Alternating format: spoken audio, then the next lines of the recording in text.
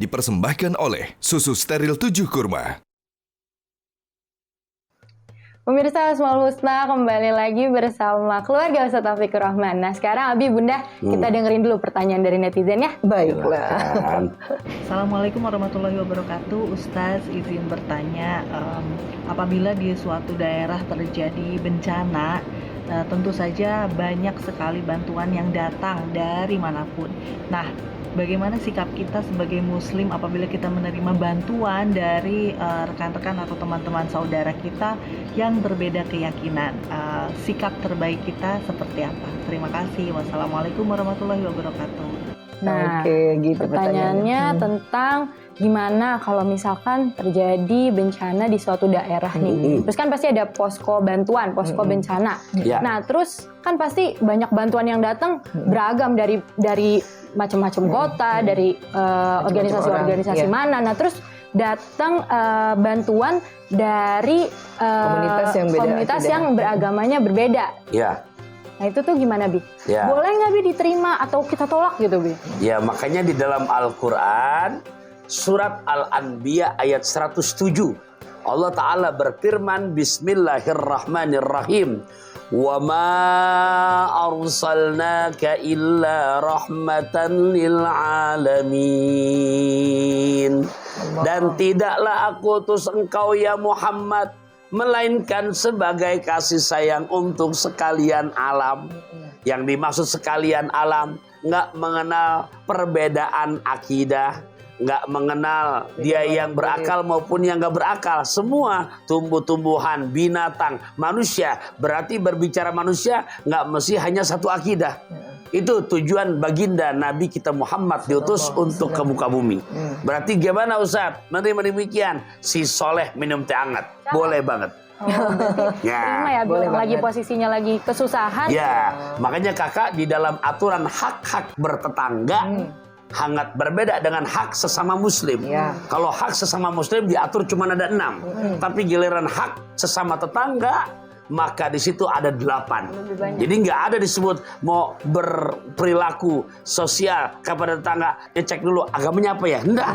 Gitu. Intinya dalam agama Islam mengatur sekalipun beda akidah, tetapi kita tetangga. Tuh, kata Nabi, bukan termasuk golonganku yang dia nggak bisa tidur karena kenyangan, tapi tetangganya nggak bisa tidur karena kelaparan. Nah, Insya Allah boleh berarti ya. Bahkan Bunda diatur di dalam agama Islam kalau ngelihat sejarah Piagam Madinah, ada Piagam Madinah pemirsa, itu udah jauh-jauh hari mengajarkan sampai Nabi menyebutkan siapa yang menyakiti hati perasaan ya penduduk Madinah yang dimana belum orang agama Islam, maka sama saja dia menyakiti perasaanku.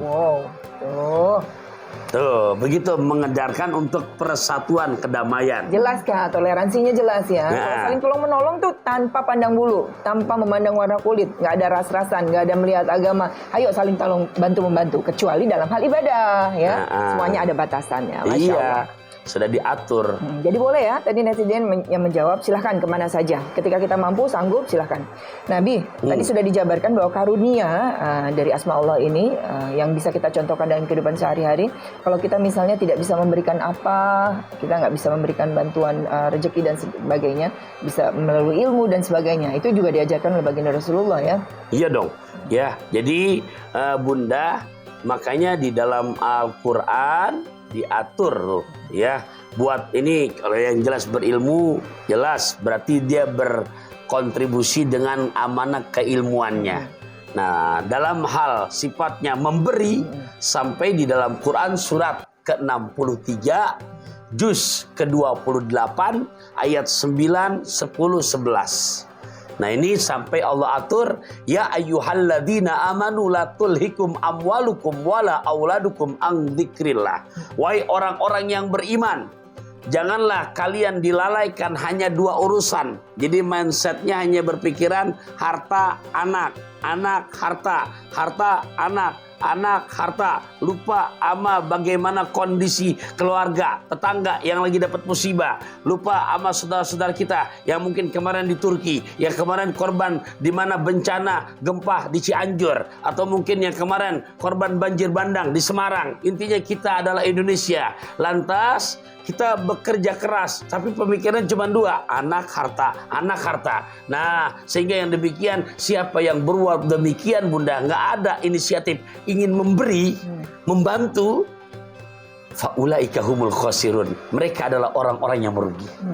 Nah, biar kita nggak menjadi hamba yang merugi, di ayat ke-10 Allah nggak minta semuanya. Wa anfiku mimma rozaqnakum min qabli ayyatia ahadakumul maut. Oleh karenanya, anugerahkanlah pemberian kamu sekalian dari anugerah rezeki yang engkau Allah telah berikan. Allah telah berikan kepada kamu sebelum datangnya ajal. Sampai gambarannya pemirsa di surat Al-Munafikun ayat ke-10. Maka setiap jenazah meminta kepada Allah untuk dihidupkan lagi ke dunia.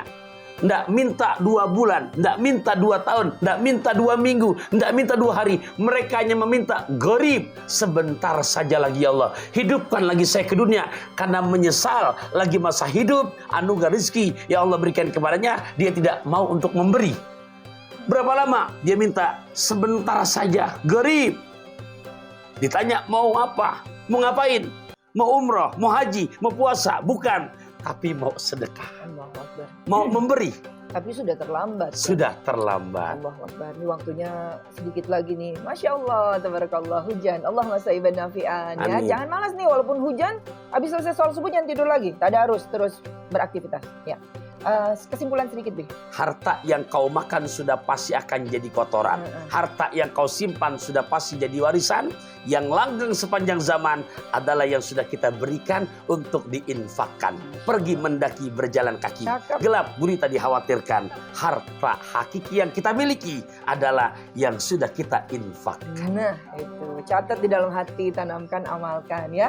Insya Allah kita menjadi hamba Allah yang bisa mengamalkan asma Allah Al-Wahhab ya, yang memberi karunia, memberikan kebahagiaan, kasih sayang kepada sesama dan kepada makhluknya tanpa membalas imbalan. Ya, biarkan kita hanya mengharap ridho Allah, mengharap ridho Allah, mengharap ridho Allah. Karena kalau mengharap pahala, apalagi membalas ucapan terima kasih dari manusia, ujung-ujung kita kecewa. Kita akan jumpa lagi insya Allah di lain episode. Kita bahas kembali asma-asma Allah yang maha luar biasa. Masih di acara kesayangan kita Asmaul Husna bersama keluarga Ustaz Taufik Rahmi. Mohon maaf lahir dan batin bila ada kata-kata yang salah maupun banyak kekurangan dari kami. Selamat menjalankan ibadah puasa. Walaful minkum. Assalamualaikum warahmatullahi wabarakatuh. Waalaikumsalam warahmatullahi wabarakatuh.